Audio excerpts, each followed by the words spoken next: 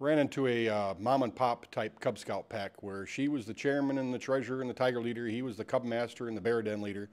And they were having a really rough time getting parents to come volunteer.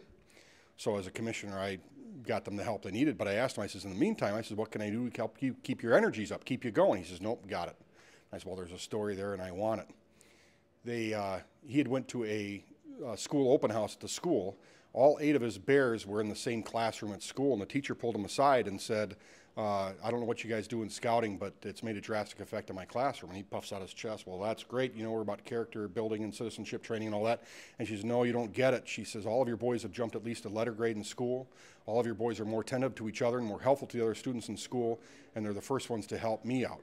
And he said, well, that's just great. He puffs out his chest again, and she said, no, wait a minute, you're not getting it. She said, we have an autistic boy in the school. We have a group of bullies in the school that are always taunting the autistic boy. We've pretty much got it handled while the boys are in the building, but when they're on the playground, all bets are off. And she said, we've been pounding our heads what to do. She says, until last Friday, we walked out into the playground, and there was the autistic boy sitting on the monkey bars crying, and there was the bullies standing 10 feet away taunting the autistic boy.